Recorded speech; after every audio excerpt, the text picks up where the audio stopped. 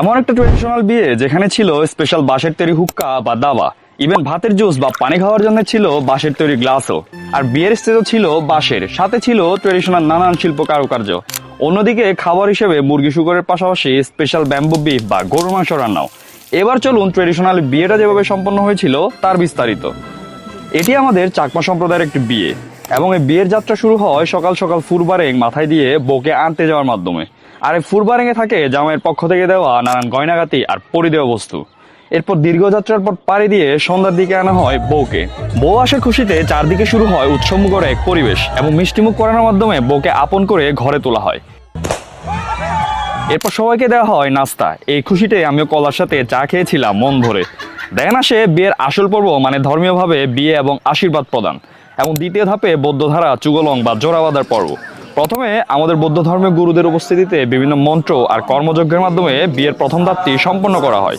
দেন এলাকার গণ্যমান্য ব্যক্তি এবং বৌদ্ধের ধারা সকল মানুষের সম্মতিক্রমে ফুলের মালা বদলের মাধ্যমে বিয়েকে দেওয়া হয় সামাজিক স্বীকৃতি। এরপর শুরু হয় ভাতের জুস, দাবা খাওয়া আর সাংস্কৃতিক পর্ব। এটি হলো বিয়ের আসল মজা। বিয়ের স্টেজের পাশে সাজানো ছিল হুক্কা বা দাবা, আর আমিও লোভ সামলাতে না পেরে প্রথমবার ট্রাই করেছিলাম এই দাবা। যদিও ঠিকমতো চুষতে না পারায় আমার দ্বারা খাওয়া সম্ভব হয়ে ওঠেনি, ইভেন কাশি পর্যন্ত এসে গিয়েছিল। হুক্কা টানতে না পেরে সোজা চলে যায় ভাতের জুস খাওয়ার মঞ্চে। তো আমাদের চাকমাদের বিয়েতে যেটা ছাড়া একদমই চলে না সেটা হলো এই যে ভাতের জুস। অনেকে কিন্তু আমাকে রিকোয়েস্ট করতেছেন বারবার, আমি কেন খাই না। এই যে ভাই নিয়ে আসলাম, সুন্দর সুন্দর বাঁশের তৈরি গ্লাস ছিল, আর সাথে ছিল বিশাল বড় বোতলে জুস।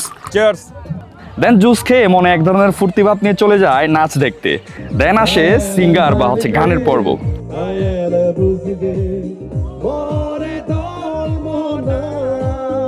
তারপর আসে দ্বিতীয় দিন, যেখানে সকাল সকাল শুরু হয় রান্নাবান্নার আয়োজন। মোটামুটি ১,৫০০ থেকে ২,০০০ মানুষের খাবারের আয়োজন করা হয়েছিল। আর এই রান্নাগুলো করা হয়েছে এলাকার পুরুষ মহিলা বাবুর্চি দ্বারা, যেখানে ছাগল, মুরগি, শূকর, সবজির পাশাপাশি বাঙালি ভাই বোনদের জন্য রান্না হচ্ছে স্পেশাল ব্যাম্বো বিফ বা বাঁশের মধ্যে গরুর মাংস রান্না।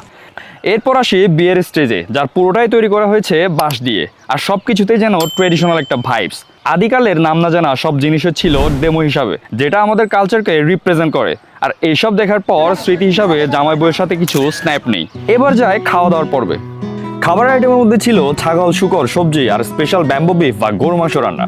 আর আমিও মাংস লাভার হওয়ায় পুরো একটা 1 কেজিওয়ালা বিফ হাতে নিয়েছিলাম। আর ঢালতেই দেখি চকচকা গরুর মাংস, তাই লোভ সামলাতে না পেরে টেস্ট শুরুই করে দিলাম। টেস্ট ছিল হালকা বাঁশের স্মেল আর গরুর একটা ফ্লেভার, মোটামুটি 10-এ 7 দেওয়ার মতো। তো যারা যারা খেয়েছেন তারা একটু কমেন্ট করে জানাবেন। আর এভাবে সুন্দর এই ট্রেডিশনাল বিয়েটা সম্পন্ন হয়েছিল, যা স্মরণীয় হয়ে থাকবে স্মৃতির পাতায়।